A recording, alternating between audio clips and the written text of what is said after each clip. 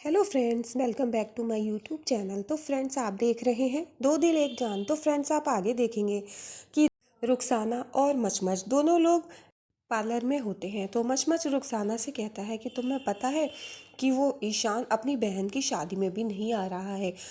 और इधर फिर आप देखेंगे कि अंतरा की हल्दी होती है, वहाँ पर आपा बैठी होती हैं, आपा हल्दी लगाती हैं। इतने में वहाँ पर सत्या भी खड़ा होता है। इधर अंतरा की माँ देखती है कि सत्या वहाँ पर आ जाता है दूल्हे वालों की हल्दी लेकर। वो ये कहता है दूल्हे का बड़े भाई होने के नाते मैं ये लेके आया हूँ। तो अंतरा कहती है आइए आइए जेठ जी। तो सत्या कहता है कि जेठ जी, वो कहता है नॉट बैड। और फिर वो कहता है कि ये लो, मैं ये लेकर के आया हूँ। और वो हल्दी दे दी जाती है।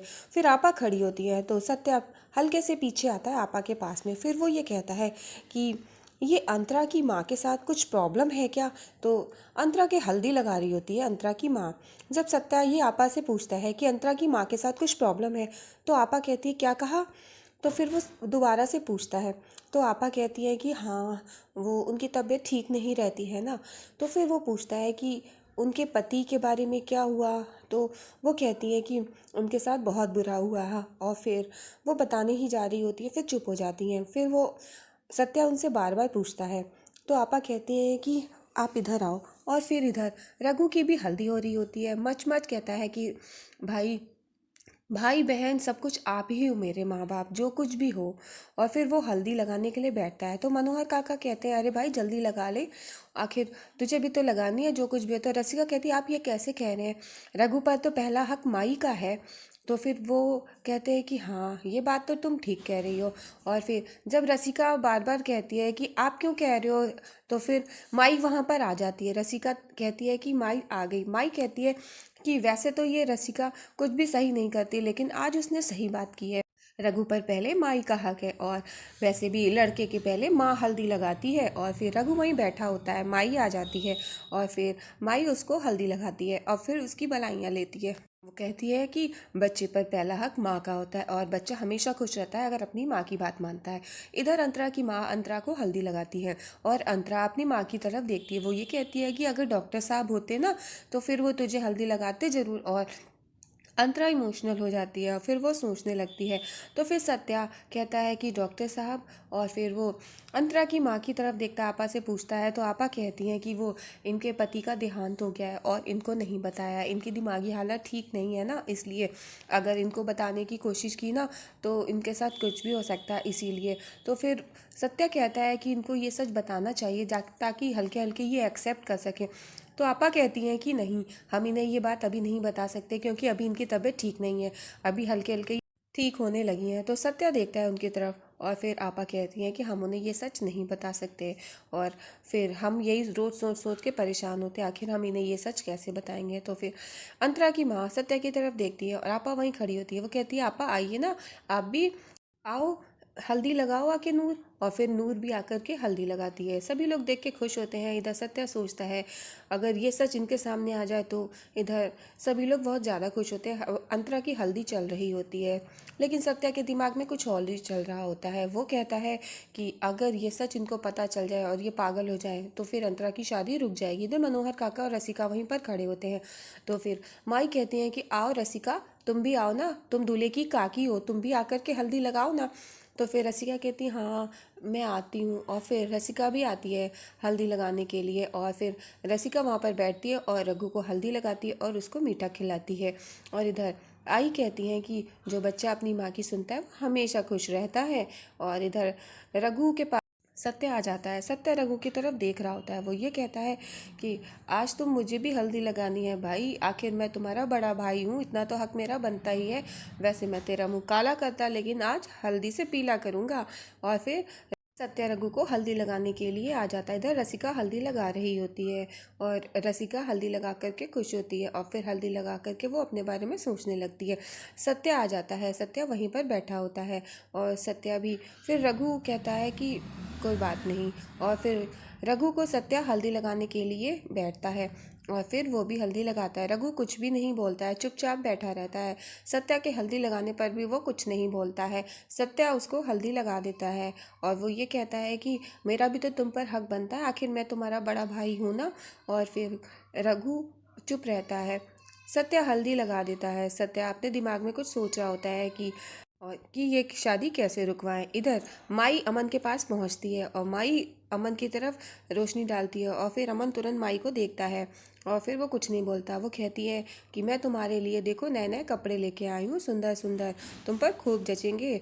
तो वो उसकी तरफ देखता है। माई कहती है कि आज वो वक्त आ गया है कि तुम अपने रघु भाई की शादी में जाओगे और उसकी पत्नी अंतरा को उसको सबसे बड़ा गिफ्ट दोगे, उसको सच बताओगे। तो फिर अमन कहता है कि मैं ऐसा नहीं करूँगा। लेकिन फिर माई कहती मुझे पता था तू यही सब करेगा, तो ये देख मैं तेरे लिए लेके आई हूँ।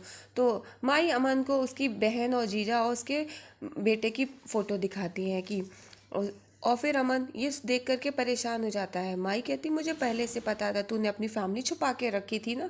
लेकिन माई है ना, सब कुछ पता लगा लेती है। बस तू यही मत किया कर, माई को मत चिल्लाने पे मजबूर किया कर, क्योंकि माई को चिल्लाना बिल्कुल भी अच्छा नहीं लगता। माई जो बात हल्के से करे वो सुन लिया कर और वही तुझे करना पड़ेगा। और फिर अमन वो फ़ोटो देख करके परेशान हो जाता है। फिर माई कहती है कि अभी के लिए ये फ़ोटो मैं अपने पास रख लेती हूँ, बहुत संभाल के रखूँगी, इधर उधर नहीं होगी। और अमन सोचने लगता है। और फिर माई कहती ये कपड़े रखें, पहन के शादी में आ जाना और कुछ भी ऐसा वैसा करने की सोचना भी बंद बनना। माई क्या करेगी ये तू सोच भी नहीं सकता है। और फिर अमन माई की तरफ देखता है और माई अमन की तरफ। दोनों लोग एक दूसरे को देख के कुछ नहीं बोलते हैं। माई मुस्कुरा के चल देती है। अमन सोच में पड़ जाता है कि अब क्या करें। अमन को काफ़ी टेंशन होती है कि रघु की शादी में क्या होगा। इधर अंतरा हल्दी के बाद बालकनी में ऊपर आती है और वो रघु को देखती है। रघु को देख के वो मुस्कुराने लगती है और इधर रघु अंतरा को देखता है। दोनों लोग एक दूसरे को देख रहे होते हैं और फिर अंतरा रघु को फ़ोन करती है और रघु फ़ोन उठाता है और वो कहती है कि आज हल्दी के बाद मैं तुमको देख रही हूँ और फिर आज के बाद फिर मैं इस बालकनी पर नहीं दिखाई दूंगी। तो रघु कहता है कि हाँ। फिर अंतरा कहती है कि फिर मैं नाइक सदन आ जाऊंगी और रघु कहता है हाँ आज तेरा वहाँ पर आखिरी दिन है। और अंतरा और रघु एक दूसरे को देख रहे होते हैं। फिर अंतरा कहती है कि यहाँ पर नहीं दिखूंगी, फिर मैं वहाँ से देखूंगी। तो फिर रघु कहता है कि हाँ तुम मेरे बाथरूम से देखना। और फिर वो कहती है ये कैसी बात कर रहे हो। तो वो कहता है अरे मैं ऐसा वैसा कुछ नहीं कर रहा हूँ। और फिर वो ये कहती है आज को अगर पापा होते तो कितने खुश होते। तो फिर इधर रघु सोचने लगता है। वो ये कहता है कि तेरा रघु, उसने कितने भी गलत काम क्यों ना किए हों, लेकिन वो हमेशा तुझे खुश रखेगा और तेरी खुशी के लिए कुछ भी करेगा। और मैं हमेशा ये कोशिश करूँगा कि हमेशा तेरे दामन में खुशियाँ भर दूँ और हमेशा तुझको खुश रखने की कोशिश करूँगा। तो अंतरा कहती है कि मैं जानती हूँ रघु, इसीलिए तो मैं तुमसे बहुत प्यार करती हूँ। तो रघु भी कहता है मैं तुमसे बहुत प्यार करता हूँ, आई लव यू। दोनों लोग आई लव यू बोलते हैं। इतने में अंतरा को पीछे से कोई आवाज़ देता है। इधर अंतरा आई लव यू बोलती है, तुरंत रघु की तरफ देख रही होती है। रघु काफ़ी खुश होता है अंतरा की तरफ देखकर। वो थोड़ा सा इमोशनल हो जाता है और वो अपने बारे में थोड़ी सी बात करता है। वो ये कहता है कि तेरा रघु तुझे कभी नहीं छोड़ के जाएगा और तू भी कभी मत छोड़ना। और फिर वो कहता है मैं तुझे बहुत प्यार करूँगा, तेरे लिए सारी खुशियाँ लेके आऊँगा, तेरी ज़िंदगी में खुशियाँ ही खुशियाँ भर दूँगा। तो अंतरा कहती है कि मुझे पता है। और फिर इधर रघु उसकी तरफ देखता है। अंतरा रघु की तरफ देखकर उसको आई लव यू बोल देती है और रघु भी उसको आई लव यू बोलता है। दोनों लोग एक दूसरे को देख ही रहे होते हैं और फिर रघु अंतरा की तरफ देख रहा होता है और अंतरा तो इधर से पीछे से उसको घर में से कोई आवाज़ देता है। तो वो कहती है आई और फिर तुरंत फिर वो रघु का फ़ोन काट देती है। रघु फ़ोन देखने लगता है। फ़ोन काट करके फिर वो अपने अंदर को जाने लगती है और फिर रघु से कहती है कि अब शाम को मिलते हैं। और फिर रघु फ़ोन कट करता है। अंतरा और रघु दोनों लोग एक दूसरे को देख रहे होते हैं और अंतरा रघु से कहती है कि अब हम शादी पर ही मिलेंगे, कल हमारी शादी है। रघु खुश हो जाता है, मुस्कुराने लगता है। रघु और अंतरा एक दूसरे को दोनों लोग देख रहे होते हैं और रघु और अंतरा अपनी शादी को लेकर के काफ़ी खुश होते हैं। अंतरा थोड़ा सा शर्मा जाती है रघु को देख करके और वो कहती है कि अब तो हम शादी पर मिलेंगे। रघु कहता है कि ठीक है। इधर आप देखेंगे कि सत्या ने एक लेटर लिखा होता है उसकी अंतरा की माँ के लिए, गीता के लिए। तो वो उसमें लिखता है कि मुझे मजबूरी में आपको बताना पड़ता है ये सच कि आपके पति अब जिंदा नहीं है। और वो ये सब लिखता है अपने उस लेटर में और वो अंतरा की माँ को वो देने के लिए लिखता है। फिर वो ये लेटर पढ़ता है और फिर ये सोचता है कि ये मैं लेटर क्यों दूंगा उसको, और ये सच ही तो मुझे बताना है, और ये सच तो मैं अपने मुंह से भी जाकर बता सकता हूँ, तो फिर मैं ये लेटर ही क्यों लिख रहा हूँ। और फिर इधर सत्या सोचता है कि जब उसकी माँ ये लेटर पढ़ के मेरी इस सच्चाई को जान के पागल हो जाएगी, तो फिर ये शादी नहीं होगी, अपने आप ये शादी रुक जाएगी, अंतरा फिर शादी थोड़ी ना करेगी। और इधर आप देखेंगे कि अमन नए कपड़े पहन के रेडी हो जाता है। माई जाती है देखने के लिए, तो वो कहती है कि अरे वाह, तुम तो बहुत अच्छे लग रहे हो इन कपड़ों में, चलो बढ़िया है कि तुम तैयार हो गए हो, अब तुम्हें पता है कि तुम्हें क्या करना है। तो अमन कहता है कि हाँ मुझे पता है, आपका काम हो जाएगा। तो माई कहती है कि बस तुमसे यही उम्मीद थी, लेकिन ध्यान रहे कि वहाँ पर कुछ और ड्रामा नहीं होना चाहिए, जितना काम कहा है उतना ही काम होना चाहिए, वरना माई को तुम जानते हो। और आज शादी है, मेहमान सब आ रहे हैं।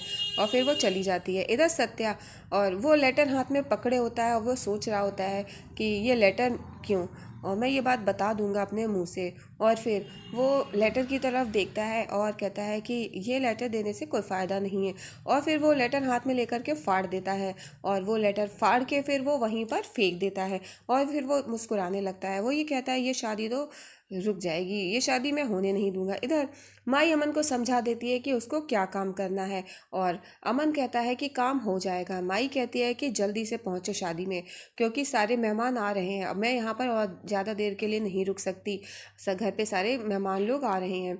लेकिन ध्यान रहे तुम्हें क्या करना, वरना तुम्हारी जो तुम्हारा परिवार है वो उसका क्या होगा, सोच लेना। और फिर माई कहती है कि मैं तुम्हें नहीं छोड़ूंगी अगर तुमने कुछ भी ड्रामा किया तो। अमन कहता है कि मुझे पता है क्या करना है। माई कहती काम हो जाएगा, तो अमन कहता है कि हाँ काम हो जाएगा, और माई उसकी तरफ देखने लगती है।